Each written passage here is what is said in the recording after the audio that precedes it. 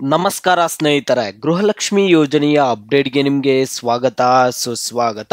ಸ್ನೇಹಿತರೆ, ಗೃಹಲಕ್ಷ್ಮಿ ಯೋಜನೆಯ 16ನೇ ಕಂತಿನ ಹಣ ಯಾಕೆ ಬಂದಿಲ್ಲ? ಗೃಹಲಕ್ಷ್ಮಿ ಯೋಜನೆಯ 16ನೇ ಕಂತಿನ ಹಣ ಬಂದಿಲ್ಲ ಅಂದರೆ ನಾವು ಏನು ಮಾಡಬೇಕು ಅಂತ ಸಾಕಷ್ಟು ಜನ ಸತತವಾಗಿ ಕಾಮೆಂಟ್ಸ್ ಮಾಡಿ ಕೇಳ್ತಾನೆ ಇದ್ರು.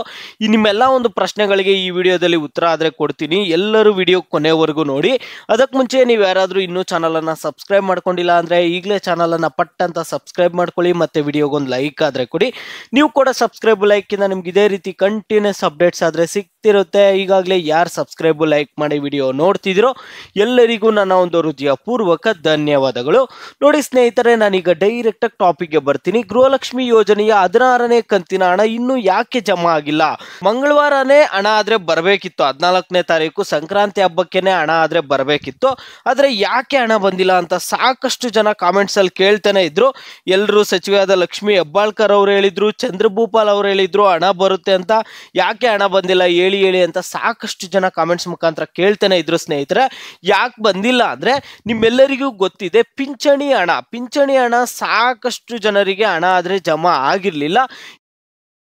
ವೃದ್ಧರಿಗೆ ಅವ್ರಿಗೆಲ್ಲ ಏನ್ ಪಿಂಚಣಿ ಹಣ ಬರಬೇಕು ಆ ಒಂದು ಹಣ ಆದ್ರೆ ಬಂದಿಲ್ಲ ಸ್ನೇಹಿತರೆ. ಪಿಂಚಣಿ ಹಣ ಬಂದಿಲ್ಲ, ಅದರಿಂದ ಅವರು ತೀವ್ರ ಆಕ್ರೋಶ ಆದ್ರೆ ವ್ಯಕ್ತಪಡಿಸ್ತಿದ್ರು, ಹಣ ಬಂದಿಲ್ಲ ಅನ್ಬಿಟ್ಟು.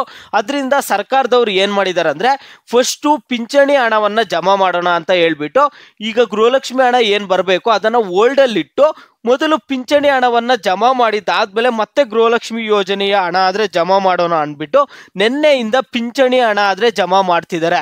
800, 1200 ಈ ರೀತಿಯಾಗಿ ಎಲ್ಲ ಪಿಂಚಣಿ ಹಣ ಜಮಾ ಆಗಿದೆ. ಒಂದ್ಸರಿ ನಿಮ್ಮ ಖಾತೆಗಳನ್ನ ಚೆಕ್ ಮಾಡ್ಕೊಳ್ಳಿ. ಸಾಕಷ್ಟು ಜನ ಪಿಂಚಣಿ ಹಣ ಬಗ್ಗೆ ಕೇಳ್ತಿದ್ರು. ನಿಮ್ಮ ಖಾತೆಗಳನ್ನ ಚೆಕ್ ಮಾಡ್ಕೊಳ್ಳಿ. ಪಿಂಚಣಿ ಹಣ ಆದ್ರೆ ಜಮಾ ಆಗಿದೆ ಸ್ನೇಹಿತರೆ. ಈಗ ಇವತ್ತು ಹಣ ಆದ್ರೆ ಜಮಾ ಆಗುತ್ತೆ. ಈ ಪ್ರೋಸೆಸ್ ಎಲ್ಲ ಆಲ್ರೆಡಿ ನೆನ್ನೆಯಿಂದಾನೇ ಸ್ಟಾರ್ಟ್ ಆಗಿರೋದ್ರಿಂದ ಇವತ್ತು ಯಾರಿಗೆ ಪೆಂಡಿಂಗ್ ಇದೆ ಅವರೆಲ್ಲರಿಗೂ ಇವತ್ತಾದ್ರೆ ಹಣ ಜಮಾ ಆಗ್ಬಿಡುತ್ತೆ. ಇನ್ನ ಗೃಹಲಕ್ಷ್ಮಿ 16ನೇ ಕಂತಿನ ಹಣ ಬಂದ್ಬಿಟ್ಟು ಸೋಮವಾರದಿಂದ ಹಣ ಆದ್ರೆ ನಿಮ್ಮ ಖಾತೆಗಳಿಗಾದ್ರೆ ಜಮಾ ಆಗಲಿದೆ ಸ್ನೇಹಿತರೆ. ನಿಮಗೆ ಸೋಮವಾರದಿಂದ ಹಣ ಆದ್ರೆ ಜಮಾ ಆಗ್ಬೋದು.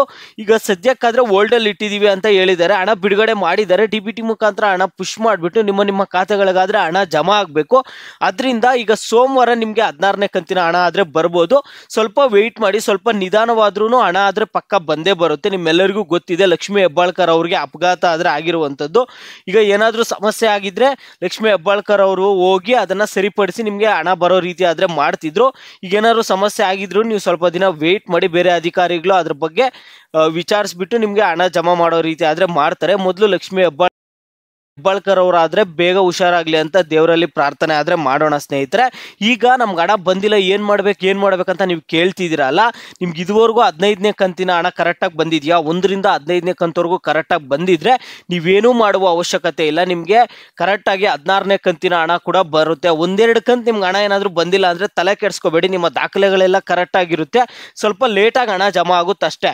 ಅದೇ ನಿಮ್ಗೆ 4-5 ಕಂತಿನ ಹಣ ಬಂದಿಲ್ಲ, ಕಳೆದ 4-5 ತಿಂಗಳಿಂದ ಗೃಹಲಕ್ಷ್ಮಿ ಹಣನೇ ಬರ್ತಿಲ್ಲ ಅನ್ನೋರು ಏನ್ ಮಾಡ್ತೀರಾ ಅಂದ್ರೆ ನಿಮ್ಮ ಹತ್ತಿರದ ಮಹಿಳಾ ಮತ್ತು ಮಕ್ಕಳ ಕಲ್ಯಾಣ ಇಲಾಖೆಗೆ ಹೋಗ್ಬಿಟ್ಟು ಕೇಳಿ, ಗೃಹಲಕ್ಷ್ಮಿ ಹಣ ನಮಗೆ 4-5 ತಿಂಗಳಿಂದ ಬರ್ತಿಲ್ಲ ಅಂತ. ಅವ್ರು ಚೆಕ್ ಮಾಡಿಬಿಟ್ಟು ನಿಮ್ದು ಏನ್ ಸಮಸ್ಯೆ ಆಗಿದೆ ಅನ್ನುವಂಥದ್ದನ್ನು ಹೇಳ್ತಾರೆ ಸ್ನೇಹಿತರೆ. ಇದು ಸದ್ಯ ಮಟ್ಟಕ್ಕೆ ಅಪ್ಡೇಟು. ಈಗ ಗೃಹಲಕ್ಷ್ಮಿ 1ರಿಂದ 15ನೇ ಕಂತಿನ ಹಣವರೆಗೂ ನಿಮಗೆ ಕರೆಕ್ಟಾಗಿ ಜಮಾ ಆಗಿದೆಯಾ ಇಲ್ಲ ಅನ್ನುವಂಥದ್ದನ್ನ ಪ್ರತಿಯೊಬ್ಬರು ವಿಡಿಯೋಗೆ ಲೈಕ್ ಮಾಡ್ಬಿಟ್ಟು ಕಾಮೆಂಟ್ ಮುಖಾಂತರ